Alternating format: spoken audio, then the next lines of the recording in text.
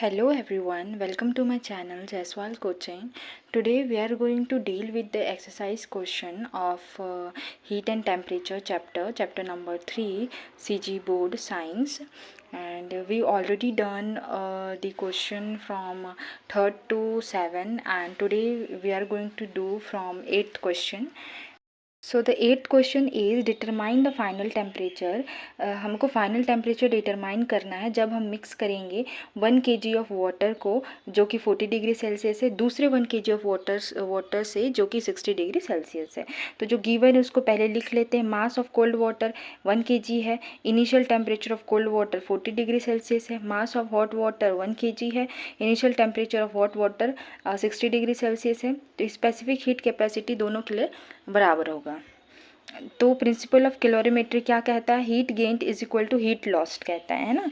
तो heat gained का formula m1 specific m1 into specific heat capacity bracket में T final minus T1 is equal to m2 into specific heat capacity bracket में T2 minus T final, है ना। m1 का value 1 है और specific heat दोनों के लिए बराबर है तो दोनों कैंसिल हो गया, और टी फाइनल तो हमें पता नहीं है, और T1 कितना है 40 डिग्री और T2 कितना है 60 डिग्री। तो ये 1 से इसको मल्टीप्लाई किए तो TF माइनस 40 आया, फिर 1 से मल्टीप्लाई किए तो 60 माइनस TF आया। अब जो नंबर वाले हैं दोनों को एक साइड कर लेते हैं, जो वैल्यूज है उसको एक साइड, TF प्लस TF हो जाएगा is equal to 40 plus 60, 40 plus 60 कितना होता है 100, और 2 TF मिला के 2 TF हो गया। TF is equal to 100, 2 multiply में इधर जाके डिवाइड हो जाएगा और ये 50 आ जाएगा। TF का वैल्यू 50 डिग्री सेल्सियस। इसका मतलब जो फाइनल टेम्परेचर है जब हम 40 डिग्री सेल्सियस वाला वाटर को 60 डिग्री सेल्सियस वाले वाटर से मिक्स किए तो उसका फाइनल टेम्परेचर कितना आएगा 50 degree Celsius.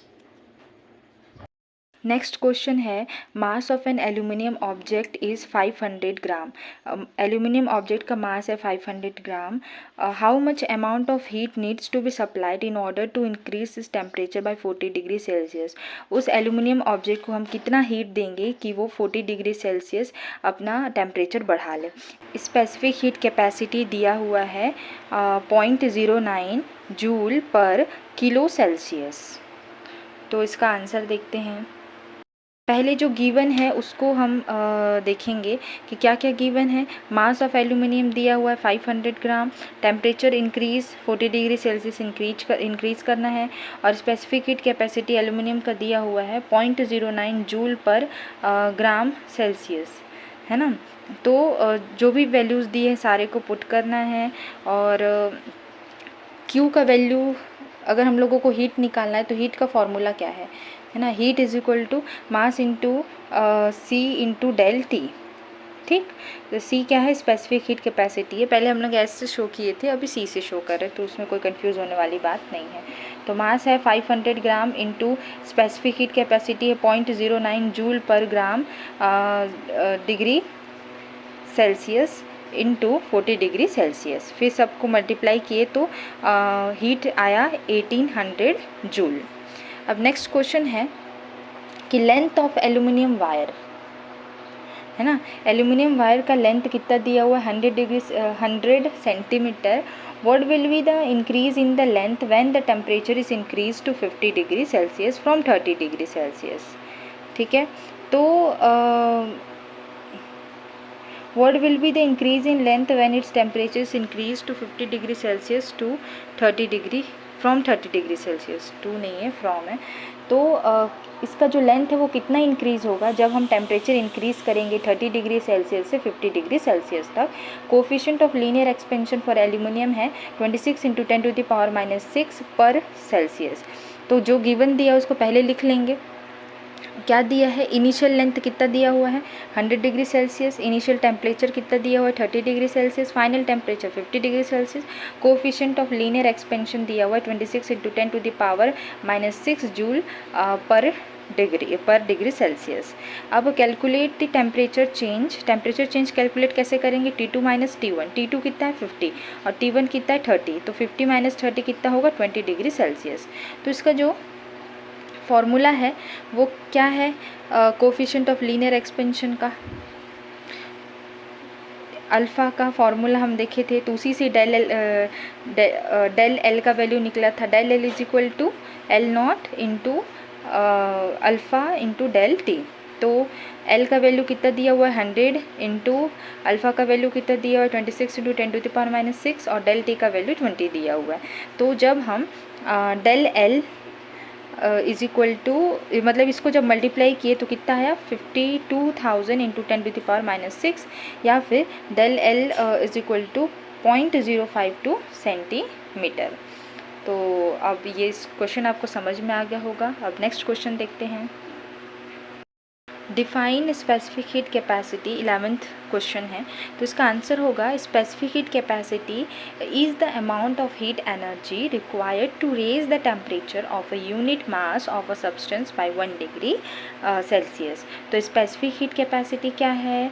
Specific heat capacity एक ऐसा हीट मतलब इतना अमाउंट ऑफ हीट चाहिए जिससे कि किसी भी मास का 1 डिग्री सेल्सियस टेम्परेचर इंक्रीज़ हो जाए। इसका फॉर्मूला है C is equal to Q upon M into del T. C क्या है? स्पेसिफिक हीट कैपेसिटी है। क्यू क्या है? हीट है। एम क्या है? Mass of substance. और डेल टी क्या है? चेंज इन टेम्परेचर, है ना। अब नेक्स्ट क्वेश्चन है, what are the type of heat transfer, write about them, है ना। हमने बहुत डिटेल में चैप्टर में जब चैप्टर पढ़ रहे थे तो बहुत डिटेल से इसको कवर किया। आप उससे लिख लीजिए। एक्चुअली मैं इसमें शॉर्ट में लिखी हूँ, आप उससे लिख लीजिएगा, आपको ज़्यादा समझ में आएगा। उसमें एग्जाम्पल भी मैंने दिया है। तो आप जब भी आंसर लिखोगे तो वो वाले वीडियो का जो आंसर मैं लिखी थी उसको कॉपी कीजिएगा। ये तो सिर्फ समझाने के लिए है कि 3 टाइप्स ऑफ हीट ट्रांसफ़र है, कंडक्शन, कन्वेक्शन, रेडिएशन। कंडक्शन क्या है? हीट ट्रांसफ़र होता है डायरेक्ट कंट्रोल बिटवीन मटेरियल, मतलब मटेरियल का जो डायरेक्ट कांटेक्ट जो होता है, या फिर जो particle to particle heat transfer होता है उसे कंडक्शन कहेंगे। ये सॉलिड में होता है। और कन्वेक्शन जो है हीट ट्रांसफ़र होगा through the movement of fluid, fluid के मूवमेंट से अगर हीट ट्रांसफ़र होता है, जैसे कि लिक्विड और गैसेस, है ना। कंडक्शन का एग्जांपल क्या हो जाएगा? वो जो स्पून था उसको हम चाय की जो कप है उसमें डाले थे तो स्पून का जो हैंडल है वो गर्म हो गया था, वो इसका एग्जांपल हो जाएगा। कन्वेक्शन का एग्जांपल हो जाएगा अपना जब बॉईल होता है वाटर, वो इसका एग्जांपल हो जाएगा। और रेडिएशन का एग्जांपल होगा जो सन से जो रेज आती है हमें हीट प्रोवाइड करता है, तो वो रेडिएशन का एग्जांपल हो जाएगा। तो रेडिएशन क्या है? Heat transfer through electromagnetic waves is radiation. 13th question क्या कहता है कि आपको एग्जाम्पल देना इफ़ेक्ट ऑफ हीट के बारे में जो आपके अपने डेली लाइफ में देखते हो। तो पहला है थर्मल एक्सपेंशन। थर्मल एक्सपेंशन हमको कहाँ देखने को मिलता है? रेलवे ट्रैक्स में देखने को मिलता है। हॉटनेस के समय या फिर जो समर के टाइम में जो रेलवे ट्रैक है वो क्या हो जाता है? एक्सपेंड हो जाता है, जिसके कारण वहाँ पे बेंडिंग भी आ सकता है। तो बेंड ना हो करके वहाँ पे गैप डाला जाता है ना। तो ये थर्मल एक्सपेंशन का एग्जांपल हो गया। फिर चेंज ऑफ स्टेट का एग्जांपल हो जाएगा, जैसे आइसक्रीम मेल्ट होता है ना लिक्विड में, तो वो चेंज ऑफ स्टेट का एग्जांपल हो जाएगा। केमिकल चेंज कहाँ देखने को मिलता है? जब हम केक को बेक करते हैं, है ना, तो एक फॉर्म से दूसरे फॉर्म में वो चेंज हो जाता है, तो वो केमिकल चेंज का एग्जांपल हो जाएगा। तो there are 3 examples of effect of heat which we are seeing in a day. There are many more example but I rate only 3, है ना, because 3 is sufficient for this question. And if you have any doubt then do comment. अगर आपको मेरे videos अच्छे लगते हैं तो channel को सब्सक्राइब कीजिए, लाइक कीजिए, शेयर कीजिए। And till then bye.